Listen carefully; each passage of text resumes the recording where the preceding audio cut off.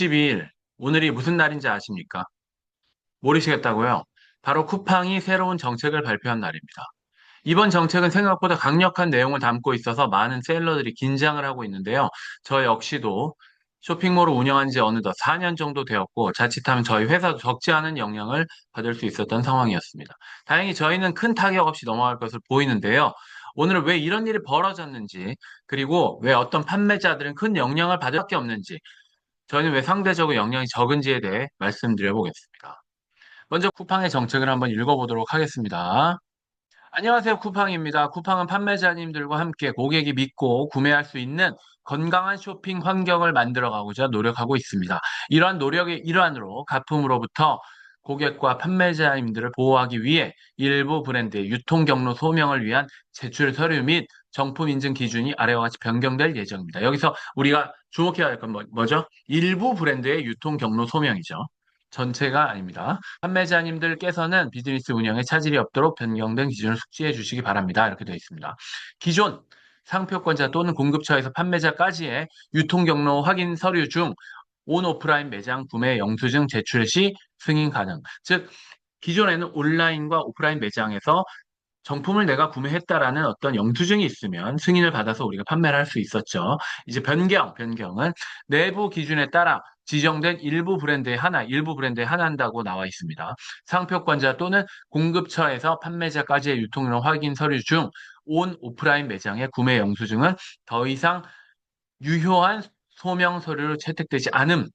위조 상품 방지, 소비자 보호, 법규 준수 및 기타 운영상 필요 등을 고려합니다. 이렇게 나와 있죠. 그래서 지금 보면 어떠한 서류를 제출해도 판매를 할 수 없는 브랜드는 판매를 할 수 없다. 이렇게 우리가 이해를 해볼 수가 있습니다. 쉽게 설명하면 이렇습니다. 기존에는 판매자가 브랜드 상품을 판매할 때 구매 영수증이나 구매 내역 등을 통해 상품의 출처를 소명하면 판매가 가능했습니다. 하지만 앞으로는 단순 구매 영수증만으로는 인정받기 어려워질 가능성이 높아졌습니다. 예를 들어 설명해 보겠습니다. 과거에는 나이키, 아디다스 같은 브랜드 상품을 구매한 뒤 그 구매 내역을 제출하면 쿠팡에서 판매가 가능했습니다. 그러다가 가품 문제가 늘어나면서 구매가 확정된 영수증을 요구하기 시작했고요. 이번 정책은 한 단계 더 나아가서 브랜드의 공식 유통 경로나 판매 권한에 대한 확인을 강화하겠다는 방향으로 해석할 수 있습니다. 쿠팡 입장에서는 소비자 보호와 가품 방지를 위한 조치라고 설명을 하고 있고요. 무슨 말이냐면 이제 브랜드에 대한 실질적인 권리가 있는 주체만 판매를 하게 만들겠다는 것입니다. 예를 들어 설명해 보겠습니다. 과거에는 나이키, 아디다스 같은 브랜드 상품을 구매한 뒤에 그 구매 내역을 제출하면 판매가 가능했습니다. 그러다가 가품 문제가 늘어나면서 구매가 확정된 영수증을 요구하기 시작했고요. 이번 정책은 한 단계 더 나아가서 브랜드의 공식 유통 경로나 판매 권한에 대한 확인을 강화하겠다는 방향으로 해석할 수 있습니다. 이제는 구매를 해서 가져와도 판매를 못하게 하겠다는 의미죠. 이게 무슨 말이냐면 이제 브랜드에 대한 실질적인 권리가 있는 주체만 판매를 하게 만들겠다는 겁니다. 아디다스 본사라든지 하는 권리 말이죠. 제가 일전에 말씀드렸지만 물건을 사서 파는 리셀 행위 자체는 법적으로 허용된 방식입니다. 그런데 그걸 쿠팡에서 막겠다는 것이죠. 그런데 여기서 중요한 질문이 있습니다. 왜 어떤 셀러는 이런 정책에 큰 타격을 받고 어떤 셀러는 상대적으로 괜찮을까요? 그 차이는 판매 방식에 있습니다. 저희는 주로 대량 등록 기반의 무재고 판매 방식을 운영하고 있습니다. 쉽게 말해서 소비자 주문이 들어온 뒤에 상품을 확보하는 방식입니다. 재고를 미리 쌓아두지 않기 때문에 특정 브랜드나 특정 상품에 자금이 묶여 있지 않습니다. 반면 최근 몇 년간 많은 판매자들이 선택했던 방식은 바로 로켓 그로스입니다. 재고를 먼저 대량으로 매입한 뒤에 쿠팡 물류센터에 입고해서 판매를 하는 방식이죠.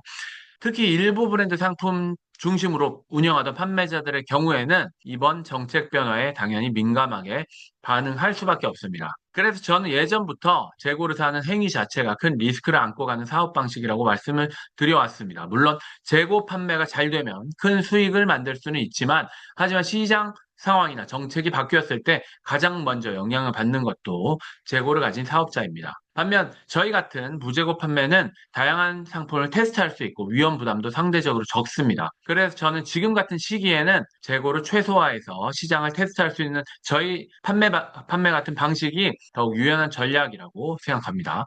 그렇다면 앞으로 어떻게 대응해야 할까요? 제가 생각하는 방법은 크게 세 가지입니다. 첫 번째, 쿠팡에서 별도의 유통 경로 확인이 필요하지 않은 브랜드나 카테고리를 발굴하는 것입니다. 세상에는 생각보다 훨씬 많은 브랜드가 존재합니다. 대형 브랜드만 있는 것이 아닙니다.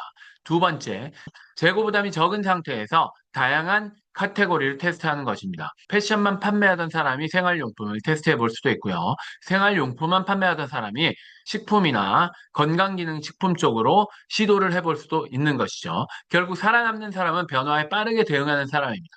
세 번째, 판매 채널을 다각화하는 것입니다. 쿠팡만 바라볼 것이 아니고요. 11번가, 옥션, G마켓, 스마트 스토어 등 다양한 플랫폼에서 판매를 확대해야 합니다. 또한 SSG 같은 종합몰도 충분히 고려해 볼 만하죠. 어느 한 플랫폼의 정책 변화가 사업 전체를 흔들지 못하도록 만드는 것이 굉장히 중요한 겁니다. 만약 현재 재고를 많이 보유한 로켓크로스 판매자 분들이 이 영상을 보고 계신다면 우선 현재 보유한 재고를 최대한 안정적으로 소진하는 전략을 고민하셔야 할 겁니다. 필요하다면 마진을 조정하더라도 현금 회전율을 높이는 것이 굉장히 중요한 타이밍이라고 할 수 있겠습니다. 그리고 또한 스마트 스토어 풀필먼트나 지마켓 스마일 배송 등 다른 판매 채널도 적극적으로 검토해 보시는 것이 좋겠습니다. 사업은 항상 변합니다. 플랫폼 정책도 변하고 시장도 변합니다. 하지만 중요한 것은 변화에 맞춰 빠르게 이기는 것입니다. 저는 이번 정책을 보면서 다시 한번 느꼈습니다. 재고를 최소화하고 다양한 상품을 테스트하고 판매 채널을 분산하는 전략이 앞으로도 중요하다는 것을 말입니다. 여러분의 이번 쿠팡 정책을 어떻게 보고 계신가요? 댓글로 의견 부탁드립니다. 영상이 도움이 되셨다면 구독과 좋아요 부탁드리겠습니다. 돈 버는 박과장이었습니다. 감사합니다. 뿅.